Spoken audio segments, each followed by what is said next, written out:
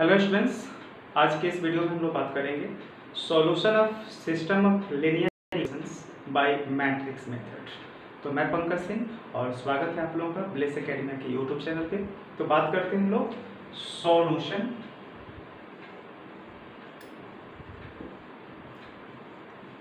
Of system of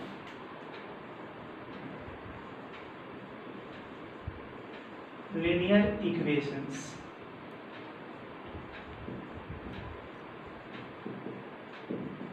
by matrix method। इस चीज को शुरू करने के पहले कुछ बेसिक बातों को समझ लेते हैं। अगर हम बेसिक बातों को नहीं समझेंगे तो रट्टा मारना पड़ेगा, एंड रट्टा मारना is not good for us. तो रट्टा नहीं मारना है, समझना है बेसिक बातों को। इसमें एक वर्ड यूज हुआ है सिस्टम, उसके बाद देखिए ऑफ लीनियर इक्वेशंस। ये सिस्टम एक वर्ड है, इसका हिंदी होता है निकाय। इसका हिंदी क्या होता है? निकाय। सिस्टम को हम लोग हिंदी में बोलते हैं निकाय। अगर हम सिस्टम ऑफ लीनियर इक्वेशंस की बात करें, यहाँ पर सिस्टम ऑफ लीनियर इक्वेशंस, तो जब टू और more than two linear equations, दो या दो से अधिक लीनियर इक्वेशंस जब हम एक साथ ले लेते हैं, एक तरह से कहें हम set of a linear equation, set of linear equations. अगर हम बात यहाँ पे करें सेट ऑफ लीनियर इक्वेशंस, तो इसी को कहते हैं हम system of linear equations. System of linear equations, linear equations. Clear? System क्या डिनोट करता है ये समझ लेना है। सिस्टम, जैसे मैंने दो इक्वेशंस लीनियर इक्वेशंस एक साथ ले लिया। लीनियर इक्वेशंस की बात करते हैं, लीनियर इक्वेशंस जिसमें वेरिएबल का हाईएस्ट डिग्री जो होता है वो 1 होता है ना। तो जब मैंने दो लीनियर इक्वेशंस लिया एक साथ और दोनों को सॉल्व करना शुरू किया, तो वो दोनों को जब हम एक साथ सॉल्व करेंगे तो वो सिस्टम हुआ, वहां पे एक सिस्टम क्रिएट होगा। ठीक है, सिस्टम क्या रिप्रेजेंट करेगा कि जब हम दोनों इक्वेशंस को सॉल्व कर रहे हैं तो जो अननोन है, दो अननोन अगर हमको मिलेंगे एक्स वाई अगर है उस इक्वेशन में, तो उसके जो वैल्यूज मिलेंगे वे नंबर्स होंगे जो दोनों इक्वेशंस को एक साथ सेटिस्फाई करेंगे।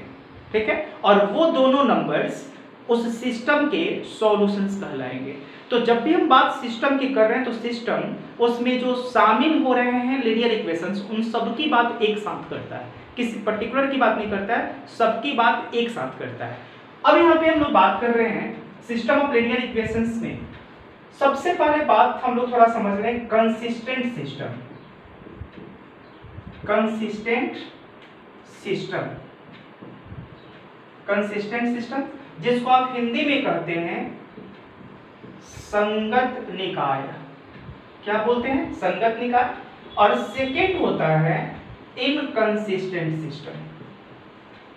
इनकंसिस्टेंट सिस्टम जिसको आप हिंदी में बोलते हैं असंगत निकाय। असंगत निकाय।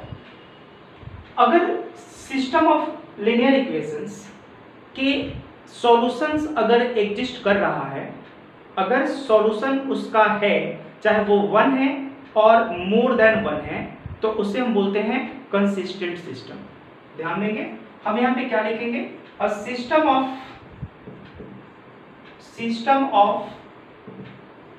लीनियर इक्वेशंस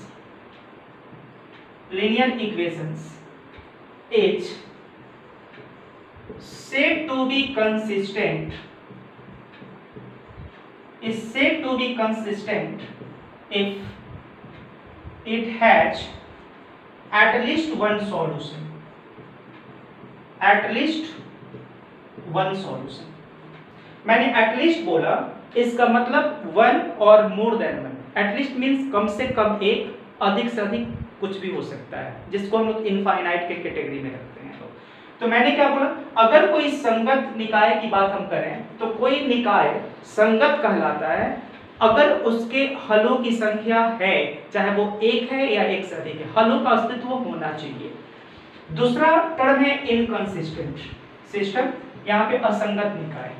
इसको हम बोलेंगे a system of linear equations is said to be inconsistent, ध्यान देना, कोई भी सिस्टम जिसको हम लोग निकाय बोलते हैं असंगत कहलाता है, इनकंसिस्टेंट कहलाता है, अगर उस निकाय का हल नहीं हो, उस निकाय के हल का अस्तित्व ही नहीं हो, एग्जिस्ट नहीं करता हो। तो यहाँ पे क्या बोलेंगे, inconsistent if it's solution does not exist, solution does not exist, clear हुआ? तो ये दो चीजें आपको पहले समझ जानी है, कंसिस्टेंट, इनकंसिस्टेंट, संगत निकाय, असंगत निकाय। एक बार रिपीट कर देते हैं हिंदी में कि संगत निकाय वह निकाय, रैखिक समीकरणों का वह निकाय जिसके हलों का अस्तित्व हो वो कहलाता है संगत निकाय, और जिसके हलों का अस्तित्व नहीं हो उसे बोलते हैं असंगत निकाय। चलिए आगे बात करते हैं।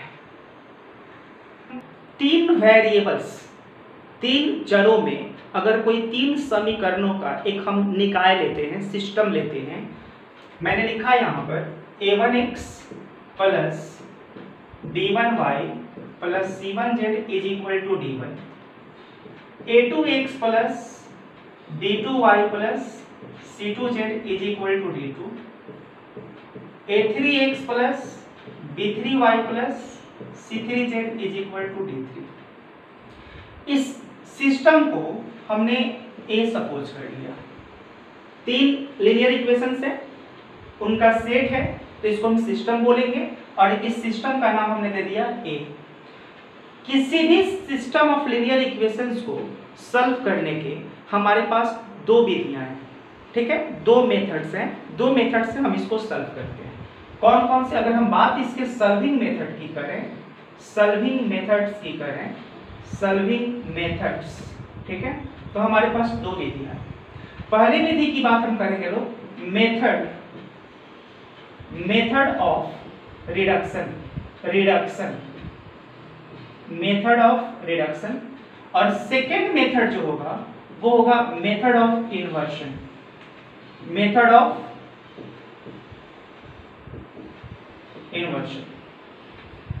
इस वीडियो में हम लोगों को इसकी बात नहीं करनी है, ये हम लोगों ने पहले पढ़ लिया है। मेथड ऑफ रिडक्शन जो आप एलिमिनेशन मेथड के नाम से जिसको जानते हैं, वही मेथड ऑफ रिडक्शन। आज इस वीडियो में हम लोग बात करेंगे मेथड ऑफ इन्वर्शन की। मेथड ऑफ इन्वर्शन क्या होता है? जब हम सिस्टम ऑफ लीनियर इक्वेशंस को सॉल्व करने के लिए, ठीक है, मैट्रिक्स मेथड का प्रयोग करते हैं और उसमें मैट्रिक्स के इनवर्स को यूज करते हैं, तो वो होता है मेथड ऑफ इन्वर्शन। इसी रूल को यहाँ पे कहते हैं मार्टिन्स रूल। क्या बोलते हैं? Martins rule. एक्चुअली मार्टिन्स के द्वारा इसको बताया गया, इसलिए इसको हम लोग बोलते हैं मार्टिन्स रूल, ठीक है। अब थोड़ा सा समझना है, अगर हम टाइप्स ऑफ सिस्टम की बात करें, types of system of linear equations, तो हम यहाँ पे कैटेगराइज करेंगे दो टाइप में। दो तरह का हम यहाँ पे दो तरह से कैटेगराइज कर सकते हैं सिस्टम ऑफ लीनियर इक्वेशंस को। पहली को हम बोलेंगे होमोजेनियस। क्या बोलेंगे? Homogeneous system of linear equations. और सेकंड हो जाएगा हम लोगों का non homogeneous system. Homogeneous system क्या होता है ये समझ लें, नॉन होमोजेनियस सिस्टम क्या होता है ये भी समझ लें। होमोजेनियस सिस्टम में क्या होता है, ये जो आपके कांस्टेंट दिख रहे हैं इक्वेशंस में, तीनों इक्वेशंस के जो कांस्टेंट दिख रहे हैं d1 d2 d3, अगर ये तीनों एक साथ जीरो हो जाए, मतलब तीनों इक्वल टू जीरो हो जाए, तो इस सिस्टम को हम बोलेंगे होमोजेनियस सिस्टम। हम यहाँ पे क्या बोलेंगे? यहाँ पे यदि यहाँ पे क्या लिख देंगे? यदि चाहे if d1 is equal to d2 is equal to d3 is equal to 0, ये तीनों इक्वल टू 0 है, तब हम यहाँ पे क्या बोलेंगे? सिस्टम जो हो जाएगा यहाँ पे सिस्टम इज होमोजेनियस। तो यहाँ पे सिस्टम क्या हो जाएगा? होमोजेनियस हो जाएगा। क्लियर? अब अगर हम जस्ट बात करें यहाँ पे नॉन होमोजेनियस सिस्टम की, तो अब इसके तुरंत उल्टा बात समझ सकते हैं। तीनों जब एक साथ जीरो ना हो, है ना, D1 D2 D3 में से अगर कम से कम कोई एक जीरो से डिफरेंट हो जाता है, जीरो से डिफरेंट फ्रॉम जीरो, जीरो के बराबर नहीं होता है, तो उसे हम कहते हैं नॉन होमोजेनियस सिस्टम। तो यहाँ पे हम क्या बोलेंगे, अगर नॉन होमोजेनियस सिस्टम की बात करते हैं तो ये हो जाएगा एक, यहाँ पे D1 इज इक्वल टू 0 और नॉट इक्वल टू 0, और D2 is not equal to 0 और D3 is not equal to 0। और मीन्स समझ रहे हैं, यहाँ पे इसमें से कोई भी एक जीरो के इक्वल ना हो, या कोई दो जीरो के इक्वल ना हो, या तीनों जीरो के इक्वल ना हो। दैट इज हम कह सकते हैं यहाँ पे that is at least one of D1 D2 and D3, यहाँ पे and D3 is different from zero, is different from zero, zero से डिफरेंट हो, मतलब नॉट इक्वल टू जीरो हो, तो इसे हम बोलते हैं नॉन होमोजेनियस सिस्टम। क्लियर? अगर हम एक चीज यहाँ पे समझाने की कोशिश करें, यहाँ पे मेथड ऑफ इन्वर्शन, इसको हम हटा दे रहे हैं, इसको हटा दे रहे हैं। यहाँ पे देखिए, अगर हम लिखते हैं यहाँ पे a1x plus b1y plus c1z is equal to 0, a2x plus b2y plus c2z is equal to 0, a3x plus b3y plus c3z is equal to 0। देखिए तीनों कांस्टेंट इक्वल टू 0 है, तो ये है होमोजेनियस। ये क्या है? होमोजेनियस। ठीक है, अगर यहाँ पे मैंने लिख दिया, जैसे मैंने लिखा 2x plus 3y plus 5z is equal to 5, मैंने लिख दिया x minus 2y plus 3z is equal to 9, और मैंने लिख दिया 2x plus 4y minus 5z is equal to 11। तो आप देखिए यहाँ पे तीनों में से कोई भी जीरो के इक्वल नहीं है, तो इसको हम बोलेंगे नॉन होमोजेनियस। इसको हम लोग क्या बोलेंगे? Non homogeneous. होमोजेनियस अगर इसमें से एक जीरो हो जाता है तब भी ये है नॉन होमोजेनियस। अगर इसमें से कोई दो जीरो की इक्वल हो जाता है और एक नॉट इक्वल टू जीरो है, तीनों में से अगर एक डिफरेंट फ्रॉम जीरो है और ये दो जीरो की इक्वल है, तब भी इसको हम बोलेंगे नॉन होमोजेनियस। लेकिन जैसे ये भी जीरो होगा, ये बन जाएगा होमोजेनियस। तो ये होता है homogeneous and non homogeneous.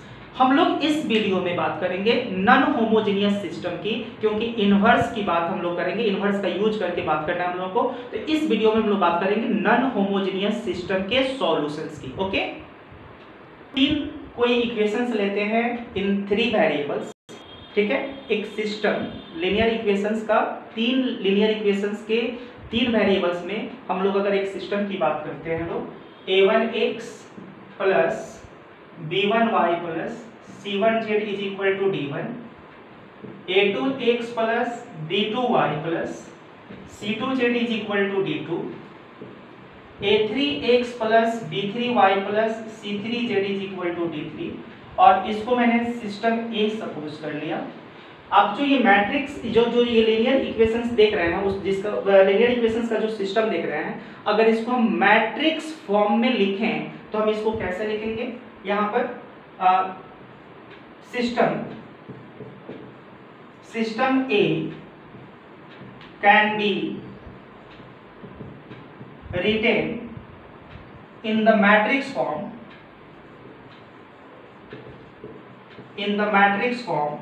As, ध्यान देंगे लोग यहाँ पे a1x plus b1y plus c1z, a2x plus b2y plus c2z, a3x plus b3y plus c3z is equal to d1 d2 d3। गौर से देखिए, ये 3/1 ऑर्डर का है और ये भी 3/1 ऑर्डर का है। अगर इक्वलिटी ऑफ ट्रू मैट्रिसेस की बात करें तो दो मैट्रिक्स की इक्वलिटी में आप कॉरेस्पॉन्डिंग एलिमेंट्स को इक्वेट करते हैं, या ऐसे कहें कि कॉरेस्पॉन्डिंग एलिमेंट्स इक्वल होते हैं। तो यहाँ पे 3/1 ऑर्डर का ये भी है, 3/1 ऑर्डर का ये भी है। जब बीच में इक्वलिटी का साइन है, तो जब हम दोनों के कॉरेस्पॉन्डिंग एलिमेंट्स को इक्वेट करेंगे तो something is equal to something. देखिए पहला इक्वेशन मिल जाएगा, something is equal to something दूसरा इक्वेशन मिल जाएगा, and something is equal to something तीसरा इक्वेशन मिल जाएगा। क्लियर? तो हम इसको इस फॉर्म में लिख सकते हैं, कहीं कोई परेशानी नहीं है। अब अगर हम यहां से लिखना चाहें तो देखिए इसको लिख सकते हैं कैसे, a1 b1 c1 a2 b2 c2 a3 b3 c3 into x y z is equal to d1 d2 d3। आप गौर से देखिए ये 3/3 ऑर्डर का है और ये 3/1 ऑर्डर का है। दोनों के बीच में प्रोडक्ट है का साइन है, दोनों का प्रोडक्ट निकालना है। दोनों का प्रोडक्ट निकालना पहले पॉसिबल है कि नहीं, तो आप गौर से देखिए इसके कॉलम्स की संख्या इसके रोज की इक्वल है। अगर इसके कॉलम्स की संख्या इसके रोज की इक्वल है, ये दोनों सेम है यहाँ पर, ठीक है, it means these are compatible for multiplication. इनका गुणन, इनका मल्टीप्लिकेशन संभव है। ठीक है, जब मल्टीप्लिकेशन आप करते हैं, मल्टीप्लाई करते हैं, दो मैट्रिक्स को मल्टीप्लाई करते हैं, तो याद कीजिए process of multiplication rows to column होता है ना, और rows from first matrix and column from second matrix. Rows आप फर्स्ट मैट्रिक्स से सिलेक्ट करते हैं और कॉलम सेकंड मैट्रिक्स से सिलेक्ट करते हैं। तो जब आप इसको मल्टीप्लाई करेंगे तो रो टू कॉलम करेंगे, तो फर्स्ट रो को फर्स्ट कॉलम से देखिए a1x plus b1y plus c1z। अच्छा, जो इसका प्रोडक्ट निकालेंगे जब हम, तो इसका जो रिजल्टेंट मैट्रिक्स होगा वो कितने ऑर्डर का होगा, 3/1 ऑर्डर का। अब देखिए ये कितने ऑर्डर का है, 3/1 ऑर्डर का। ठीक है, तो जब हम इसका दोनों का प्रोडक्ट निकालें तो फिर हमको इतना मिल जाना चाहिए, देखिए मिलेगा 3/1 ऑर्डर का, यहाँ पर क्लियर दिख रहा है। अच्छा देखिए a1x plus b1y plus c1z, देख लीजिए फर्स्ट एलिमेंट है। a2x plus b2y plus c2z, second row को फर्स्ट कॉलम से करेंगे तो फिर ये मिल जाएगा।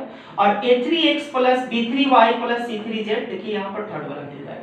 Means this can be written as, हम इसको इस तरह से लिख सकते हैं, इसमें कहीं कोई परेशानी नहीं है। अब यहाँ पे समझिए, अगर हम इसको यहाँ पे, इसको कहा जाता है कोफिशिएंट मैट्रिक्स, इसको कहते हैं हम लोग कोफिशिएंट मैट्रिक्स, कोफिशिएंट मैट्रिक्स। ठीक है, यहाँ पे बोल सकते हैं गुणांक आव्यूह, हिंदी में इसको बोलते हैं गुणांक आव्यूह, गुणांक आव्यूह। क्लियर? हिंदी इंग्लिश दोनों बता दे रहे ताकि कोई दिक्कत नहीं हो आप लोगों को। अब देखिए यहाँ पे ये जो है, इसको हम लोगों ने यहाँ पे सपोज कर लिया a, ये जो आपको मैट्रिक्स दिख रहा है वेरिएबल का, ठीक है, इसको मैंने ले लिया x और इसके लिए मैंने यूज कर लिया b, और इसको इक्वेशन मैंने ले लिया फर्स्ट। क्लियर? वेयर आप बता सकते हैं यहाँ पे, वेयर a क्या है जी, a है आपके पास, देखिए a1 b1 c1 a2 b2 c2 a3 b3 c3, तो हमने लिख दिया यहाँ पे a1 b1 c1 a2 b2 c2 a3 b3 c3। Clear ना? अच्छा, x क्या है यहाँ पे, x इज इक्वल टू है हमारे पास ax y z and b is equal to हमारे पास है d1 d2 d3। क्लियर? यही चीज मैंने बताया था कि अगर b इक्वल टू 0 हो जाए, अगर d1 d2 d3 तीनों 0 हो जाए तो b equal to 0 means b zero matrix हो जाएगा, और जैसे b जीरो मैट्रिक्स होगा तो ये जो सिस्टम होगा वो हो जाएगा होमोजेनियस। लेकिन अगर b is not equal to 0 तो हम बोलेंगे नॉन होमोजेनियस। तो यहां से भी आप डिफाइन कर सकते हैं कि अगर किसी सिस्टम को आप इस फॉर्म में लिखते हैं, इस फॉर्म में अगर आप लिख देते हैं और यहीं से अगर आप डिफाइन करना चाहें होमोजेनियस एंड नॉन होमोजेनियस को, तो कोई परेशानी नहीं है। यहाँ पे सिर्फ आपको बता देना है कि b इक्वल टू 0 तो होमोजेनियस और b is not equal to 0 तो नॉन होमोजेनियस। तो यहाँ तक हम लोग पहुंचे a, x एंड b के बारे में पता चल गया, इक्वेशन हमको मिल गया x is equal to b। अब इसके आगे के प्रोसेस के बारे में बात करते हैं लोग। एक इक्वेशन मुझे मिल गया, इसी को कहते हैं हम लोग मैट्रिक्स फॉर्म। इसको हम लोग क्या करते हैं, मैट्रिक्स फॉर्म। उम्मीद है आप लोग जब वीडियो वॉच कर रहे होंगे तो आप लोगों के पास कॉपी और पेन डेफिनेटली होगा। तो जब भी कोई बात नोट करनी हो तो वीडियो को पॉज कर दीजिए और आप इस पे से नोट करके फिर वीडियो को प्ले कीजिए, ठीक है, बेहतर रहेगा। अब देखिए यहाँ पे इसको मैंने क्या बोला, मैट्रिक्स फॉर्म। अब जब मैट्रिक्स फॉर्म में हमारे जो सिस्टम ऑफ लीनियर इक्वेशंस है उसको जब हमने कन्वर्ट कर दिया, तब हमारा सबसे पहला काम क्या होगा, यहाँ पे फाइंड डिटरमिनेंट ऑफ ए पता करना। सबसे पहला स्टेप होगा हमको डिटरमिनेंट ऑफ ए पता करना। डिटरमिनेंट ऑफ ए जब हम पता करेंगे, निकालेंगे, तो यहाँ पे दो केसेस क्रिएट होंगे। यहाँ पे दो केसेस क्रिएट होंगे, ठीक है। पहला केस क्या होगा, या तो determinant of A is not equal to 0 होगा, या determinant of A is equal to 0 होगा। यही दो केस होगा ना, तीसरा केस तो होगा नहीं। अगर हम इसका डिटरमिनेंट वैल्यू निकालेंगे तो या तो वो 0 के इक्वल आएगा या 0 के इक्वल नहीं आएगा। 0 के इक्वल नहीं आएगा, कुछ भी आए, नेगेटिव पॉजिटिव कुछ भी आए, लेकिन 0 के इक्वल नहीं। तो यहाँ पे दो case, determinant of A is not equal to 0, determinant of A is equal to 0। आपको याद होगा ना कि जब किसी स्क्वायर मैट्रिक्स का determinant value not equal to 0 होता है तो उसको नॉन सिंगुलर करते हैं, और अगर इक्वल टू 0 होता है तो उसको हम सिंगुलर करते हैं। तो यहाँ पे ये क्या है, यहाँ पे डेट इज ए क्या हो गया, A is non singular matrix, non singular matrix, इसको हम लोग नॉन सिंगुलर बोलते हैं। अच्छा, जो नॉन सिंगुलर का केस होता है इसका मतलब यहाँ पे ए इनवर्स एग्जिस्ट करेगा, तो यहाँ पर ए इनवर्स एग्जिस्ट करेगा, और जैसे ए इनवर्स एग्जिस्ट करेगा अब हम यहाँ से अपने मैट्रिक्स इक्वेशन को उठाएंगे, जो मैट्रिक्स फॉर्म है जिसको आप मैट्रिक्स इक्वेशन भी बोलेंगे। क्या बोलेंगे, matrix equation, matrix equation, matrix equation. इस मैट्रिक्स इक्वेशन को उठाएंगे। मैट्रिक्स इक्वेशन क्या है, हम लोगों ने उसको फर्स्ट माना था, तो हम यहाँ पे लिखेंगे from first ax is equal to b। Okay, अब हम क्या करेंगे, यहाँ पे दोनों तरफ pre multiplying by a inverse, a inverse से हम पूर्व गुणन करेंगे। तो यहाँ पर क्या लिखेंगे, multiplying by a inverse, pre multiplying कर देते हैं यहाँ पे, pre multiplying by a inverse. Okay, अब चलिए यहाँ पे a inverse into ax is equal to a inverse into b।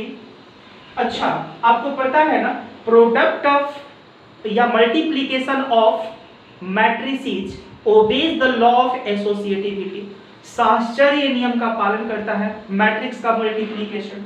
तो आप इसको लिख सकते हैं a inverse into a is into x is equal to a inverse into b, और यहाँ पे आप लिख सकते हैं by associative law, by associative law. अच्छा, आपको पता है कि किसी मैट्रिक्स का उसके इनवर्स के साथ जब हम प्रोडक्ट निकालते हैं तो आइडेंटिटी मैट्रिक्स आता है, तो ये हो जाएगा I into x is equal to a inverse into b। यहाँ पे लिख देते हैं since a into a inverse यहाँ पे equal to a inverse into a is equal to I होता है। अच्छा, जब I को किसी भी मैट्रिक्स से मल्टीप्लाई कीजिएगा, आइडेंटिटी मैट्रिक्स को किसी भी मैट्रिक्स से मल्टीप्लाई कीजिएगा तो x आएगा, मतलब वही मैट्रिक्स आएगा, और यहाँ पर क्या हो जाएगा a इनवर्स इनटू b। यहाँ पे देख लीजिए इक्वेशन सेकंड, ठीक है। हालांकि अब यहाँ पे इक्वेशन सेकंड की कोई जरूरत नहीं है, यहाँ पे हम लोग बात करते हैं। अब इस चीज को हम हटा देते हैं और यहाँ से हटा के हम आप लोगों को इसी जगह पे बताते हैं। देखिए, यहाँ जो हम लोगों ने निकाला है, x is equal to a inverse into b, x is equal to a inverse into b। आपको पता है कि a इनवर्स यूनिक होता है, a इनवर्स यूनिक होता है। अगर a इनवर्स यूनिक होता है तो इसका प्रोडक्ट b के साथ भी यूनिक होगा, a इनवर्स इनटू b भी यूनिक होगा, a इनवर्स b ये भी यूनिक होगा, यहाँ पर यूनिक होगा। अच्छा, जब ये यूनिक है और यहाँ पे ये एक सिंगल मैट्रिक्स हो गया, क्योंकि दोनों का प्रोडक्ट निकालेगा तो एक सिंगल मैट्रिक्स हो जाएगा, और जब आप उसको इक्वेट कीजिएगा x के साथ तो x के जो वैल्यूज मिलेंगे वो भी यूनिक होंगे। तो यहाँ पर आपको क्या मिलेगा, यहाँ पे जो x का वैल्यू मिलेगा वो यूनिक हो जाएगा, यूनिक, क्योंकि ये यूनिक। तो यहाँ पे आप क्या लिखेंगे, सो यहाँ पे x has unique solution, x has unique solution, x या हम ऐसे कह सकते हैं system has unique solution. So system has, यहाँ पे system has unique solution, unique solution.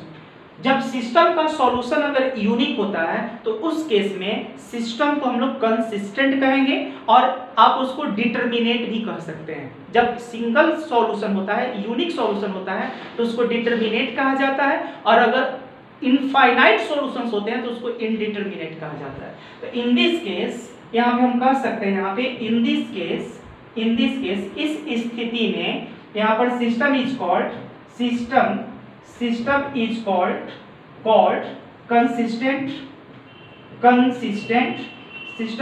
Consistent and determinate, ठीक है। निर्धारित, डिटरमिनेट मीन्स निर्धारित, जहाँ पे जो रिजल्ट आ रहा है, जो सॉल्यूशन आ रहा है वो निर्धारित सॉल्यूशन आ रहा है। कंसिस्टेंट मतलब सॉल्यूशन है, और सॉल्यूशन कैसा है, निर्धारित सॉल्यूशन है, तो उसको हम बोलते हैं consistent and determinate. Is it clear? अब बात करते हैं सेकंड केस में। यहाँ पे जो सेकंड केस हमने बोला था determinant of A equal to 0, इस चीज को आप लोग पॉज करके नोट कर लीजिएगा, इस चीज को हम हटा रहे हैं, आगे बता रहे हैं। Determinant of A is equal to 0, तो आपको पता है यहाँ पे that is A is singular, A is singular, जिसको आप हिंदी में कहते हैं अव्युत्क्रमणीय, मतलब जिसका इनवर्स एग्जिस्ट नहीं करता है। तो आप यहाँ पे क्या लिखेंगे, then imply A inverse does not exist, A inverse does not exist, does not exist, ये पता है हम लोगों को। अच्छा, अगर ए इनवर्स एग्जिस्ट नहीं कर रहा है तो यहाँ पर यूनिक सॉल्यूशन का गेम खत्म हो गया।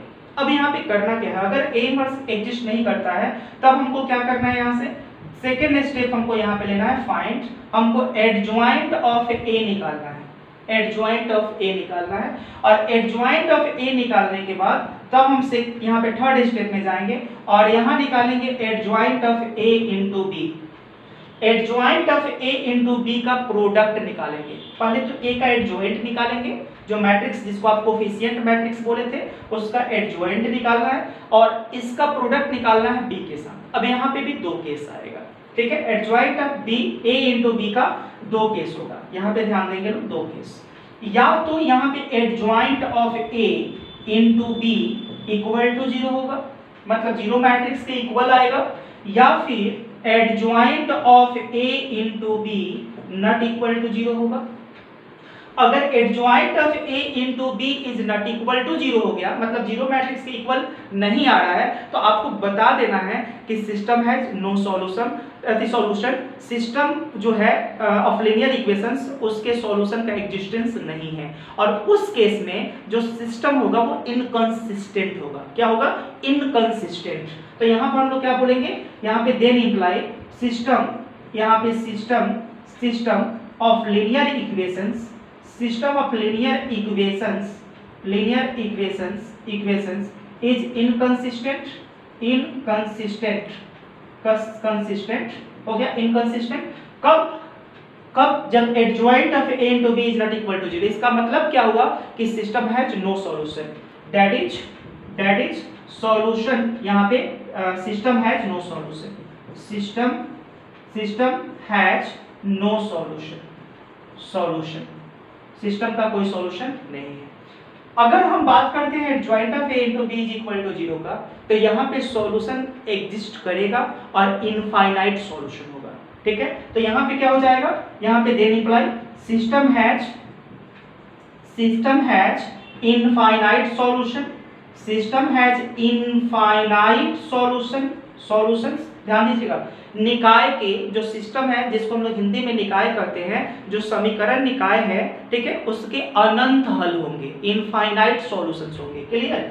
और इस केस में अगर इनफाइनाइट सॉल्यूशन है तो उस केस में सिस्टम को हम बोलेंगे कंसिस्टेंट। सॉल्यूशन है ना, चाहे वो फाइनाइट है, सॉरी इनफाइनाइट है या फिर फाइनाइट है, एक ही सॉल्यूशन क्यों नहीं है, अगर है तो उसको हम बोलते हैं कंसिस्टेंट, क्लियर। और चूंकि इनफाइनाइट सॉल्यूशन है तो इसलिए इस सिस्टम को हम लोग इनडिटरमिनेट बोलेंगे। तो यहाँ पे क्या बोलेंगे, then imply system is called consistent and indeterminate का मतलब समझते होंगे आप लोग, अनिर्धारित। डिटरमिनेट जो निर्धारित है, और सॉल्यूशंस जब इनफाइनाइट हो जाएगा तो वो सॉल्यूशंस तो निर्धारित है नहीं, तो उस केस में उसको बोलेंगे इनडिटरमिनेट, अनिर्धारित हो जाएगा, ठीक है। अभी यहाँ पे हम लोग बारी से व्यक्तिगत एग्जांपल लेकर बात करेंगे लोग सॉल्यूशन ऑफ यूनिक सॉल्यूशंस का, और अगर हम लोग बात करेंगे लोग इनफाइनाइट सॉल्यूशंस का तो उसका भी एक एग्जांपल लेंगे लोग। सबसे पहले हम लोग एक एग्जांपल लेंगे लोग किसका, यूनिक सॉल्यूशंस का। एक सिस्टम ऑफ लीनियर इक्वेशंस, उसके सॉल्यूशंस को देखते हैं लोग, सॉल्व करते हैं लोग, समझते हैं।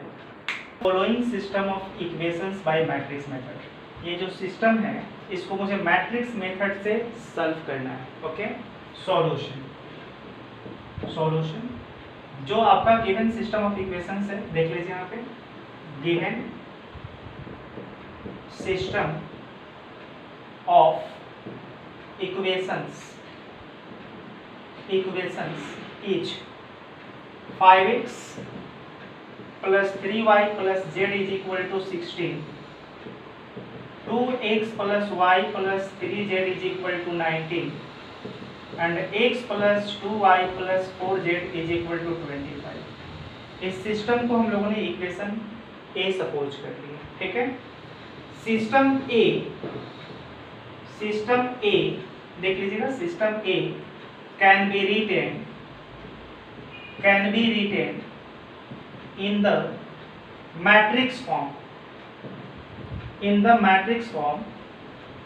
फॉर्म एच। अगर आप हिंदी मीडियम के हैं तब भी आपको दिक्कत नहीं होगी, ठीक है।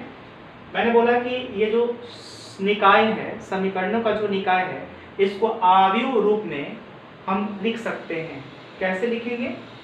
ax is equal to B, यहाँ पे इक्वेशन 1 कर लेंगे और बता देंगे यहाँ पे वेयर, जहाँ a याद है कोफिशिएंट मैट्रिक्स, जितने भी कोफिशिएंट हैं उसका मैट्रिक्स बना लेंगे। 5 3 1 5 3 1 देख लीजिए, z का कोफिशिएंट कितना है 1, यहाँ पे 2, y का कोफिशिएंट 1 3 2 1 3, यहाँ पे हो जाएगा 2 1 3 और नेक्स्ट हो जाएगा 1 2 4 1 2 4।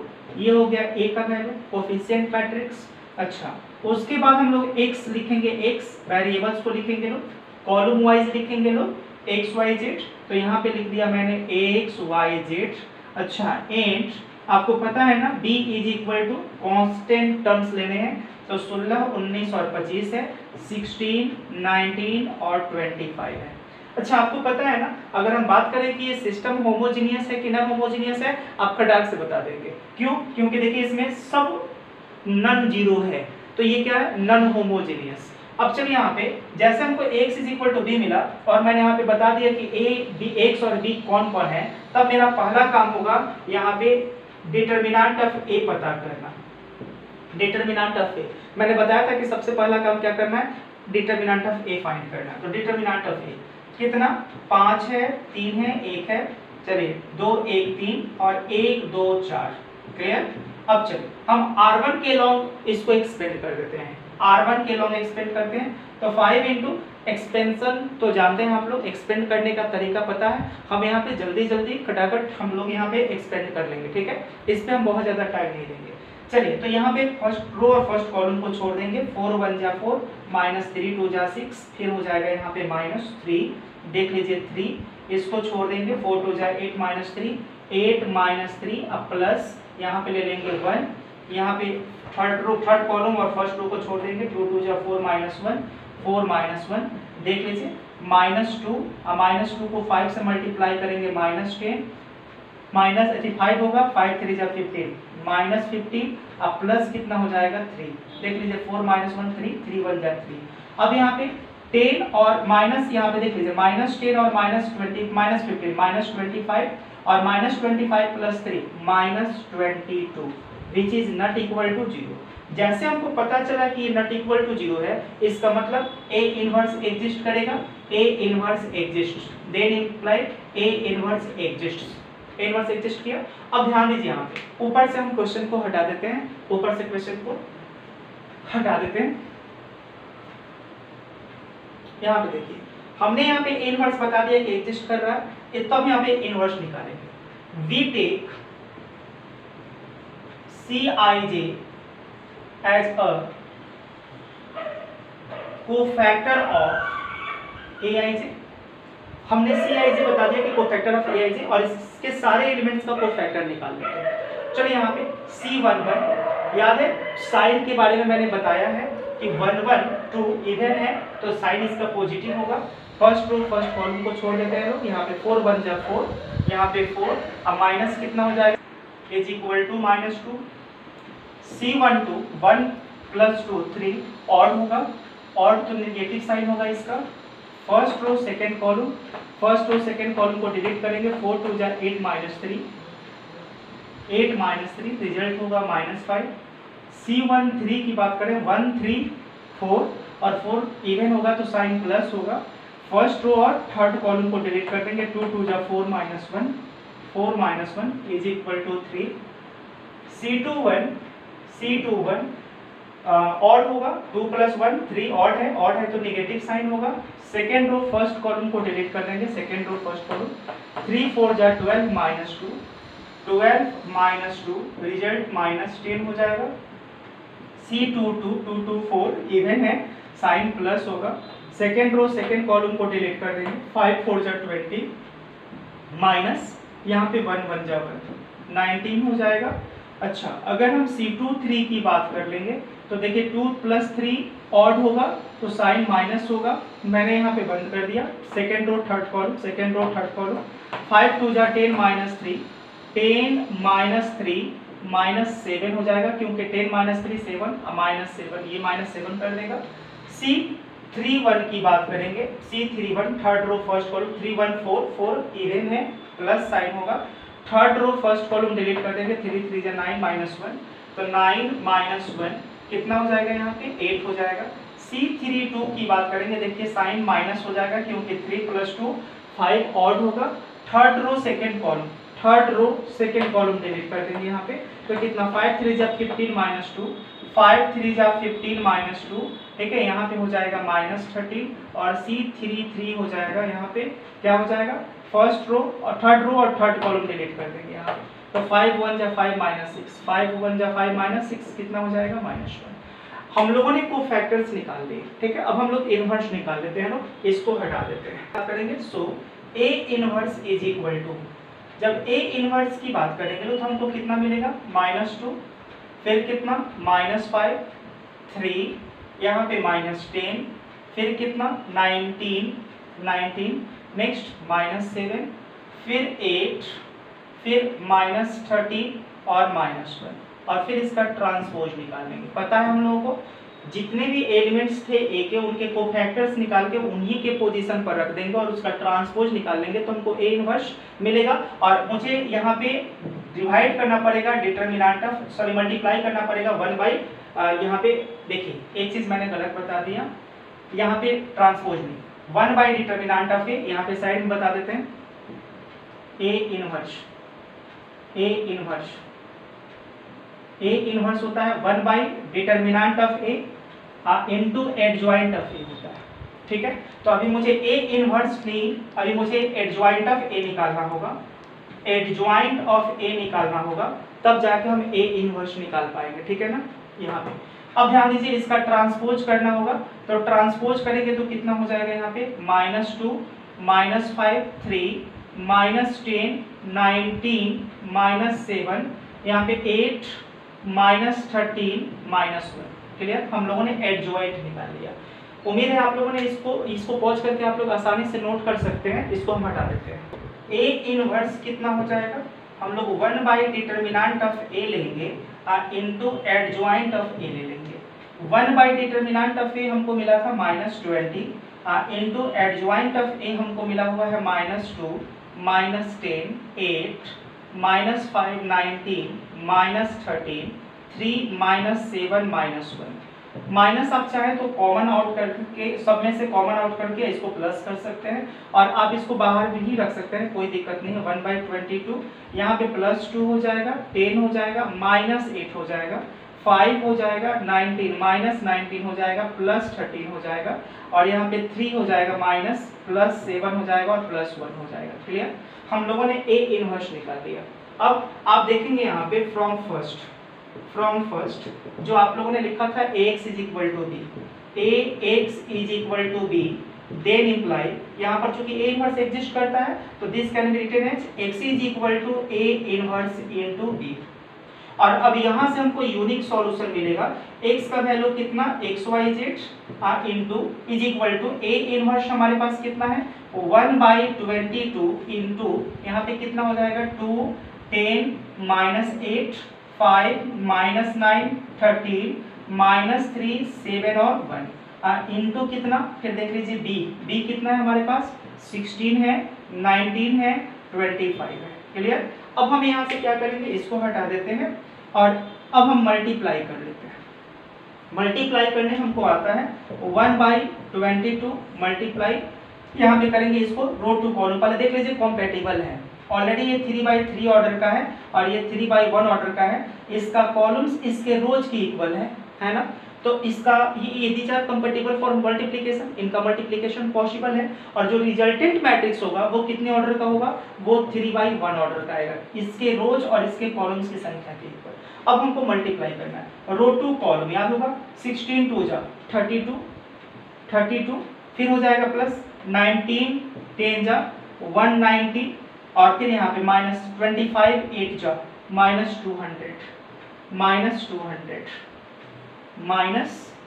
-200, ओके। चलिए फिर सेकेंड रो को फर्स्ट कॉलम से 16 5 जा 80, फिर यहाँ पे -19 को 19 से मल्टीप्लाई करेंगे, देख लीजिए 19 को 19 से मल्टीप्लाई करेंगे लोग, 9 9 जा 81 1 कैरी 8 9 1 जा 9 और 8 कितना हो जाएगा 17 हो जाएगा। यहाँ पे फिर कितना 9 और यहाँ पे 1, फिर कितना 1 9 7 कितना हो जाएगा 16 6 कैरी 1, और यहाँ पे कितना हो जाएगा 361। तो यहाँ पर हम लोग लिख देंगे -361, और फिर यहाँ पर प्लस कितना हो जाएगा, 3 को 25 से मल्टीप्लाई कर लेंगे, तो 3 को 25 से मल्टीप्लाई करेंगे, सॉरी 13 को 25 से मल्टीप्लाई करेंगे, 13 को 25 से मल्टीप्लाई करेंगे, तो 5 3 जा 15 कैरी 1 5 1 जा 5 और 1 6, और यहाँ पर कितना हो जाएगा 26, देख लीजिए 5 12, और यहाँ पर कितना हो जाएगा 325, तो प्लस हो जाएगा 325, और फिर अब इसको मल्टीप्लाई करेंगे, 16 3 जा -48 प्लस, ये कैलकुलेशन आप कर सकते हैं, इसमें आपको जो भी टाइप लगे बस इतना ही, बाकी कॉन्सेप्ट में कहीं कोई परेशानी नहीं होगी। उम्मीद है आप एक बार अगर देख लेते हैं इस वीडियो को बेहतरीन तरीके से, हर बात को बारीकी से कॉपी पर नोट कर लेते हैं, तो क्वेश्चन सॉल्व करने में कहीं कोई परेशानी नहीं होगी, और गारंटी कॉन्सेप्चुअली आप बहुत स्ट्रांग होंगे। अब देखिए यहाँ पे 3 को 16 से -48, अब प्लस 7 को 19 से कितना हो जाएगा, यहाँ पे 133 हो जाएगा, और फिर यहाँ पे 25 को 1 से, तो फिर हो जाएगा +25। क्लियर। अब यहाँ पे देख लीजिए इतना क्लियर हो गया। अब हम यहाँ से इस कैलकुलेशन को हटा सकते हैं, इसको हटा के फिर हम इसको ऊपर से सॉल्व करते हैं। 1/22 देख लीजिए यहाँ पे 190 को 32 के साथ ऐड कर देंगे लोग, तो कितना हो जाएगा 192 + 32, देख लीजिए 2, और यहाँ पे 2 और कितना हो जाएगा 222 हो जाएगा, और यहाँ पे -200 को आप माइनस कर दीजिएगा, तो कितना हो जाएगा 22, तो यहाँ पे कितना हो गया 22। अगर हम यहाँ पे दोनों को ऐड कर दें, 325 + 80 को ऐड कर दें, तो 5, और यहाँ पे 2 405, अब उसमें से हमको यहाँ पे क्या कर देना है, माइनस कर देना है 361 को माइनस कर देना है, कितना हो जाएगा 4, और यहाँ पे कितना हो जाएगा 10 - 6 कितना हो जाएगा 4, और यहाँ पे 0 हो गया, तो 44 हो जाएगा यहाँ पे 44।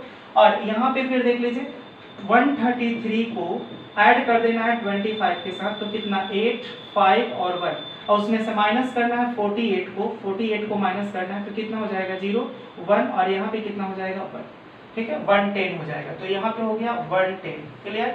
अब देखिए ना, अब 1/22 को मल्टीप्लाई कर सकते हैं, तो कितना हो जाएगा 1, यहाँ पे कितना हो जाएगा 2, और यहाँ पे हो जाएगा 5, क्योंकि 22 5 जब 110 होता है। क्लियर। अब आप यहाँ पे देख लीजिए गौर से, यहाँ पे हैंड्स आप देख लीजिए ये किसके इक्वल है, आप एक बार हम शो कर देते हैं यहाँ पे, देन इम्प्लाई। यहाँ पे देखिए लेफ्ट साइड में कितना है XYZ, और यहाँ पे राइट साइड में कितना हो गया 1 2 5, ये भी 3/1 ऑर्डर का, ये भी 3/1 ऑर्डर का। तो आप क्या कीजिएगा, कॉरेस्पॉन्डिंग एलिमेंट्स को इक्वेट कीजिएगा ना, जब कॉरेस्पॉन्डिंग एलिमेंट्स को इक्वेट कीजिएगा तो कितना आएगा वैल्यू, x = 1 हैंड्स, यहाँ पे ऐसे लिख भी देते हैं, हम क्लियर कर देते हैं, by equality of two matrices, हालांकि इसको लिखना जरूरी नहीं है, equality of two matrices we get x = कितना 1, y = 2 एंड z = 5। क्लियर। तो ऐसे हम लोग किसी भी क्वेश्चन को सॉल्व कर सकते हैं बहुत आसानी से। अब आप लोगों से एक रिक्वेस्ट कि अगर आपको ये वीडियो देखना है तो शुरू से लेके अंत तक देखिए, बेहतरीन तरीके से देखिए, समझिए। अगर आपको अच्छा लगता है तो लाइक ज़रूर कीजिए, और भी मित्रों के साथ इसको ज़्यादा से ज़्यादा शेयर कीजिए, ताकि और भी लोगों को इसका लाभ मिल सके। फिर नेक्स्ट वीडियो में नेक्स्ट टॉपिक के साथ आपके साथ में आते आपसे मिलते हैं, तब तक के लिए थैंक्स।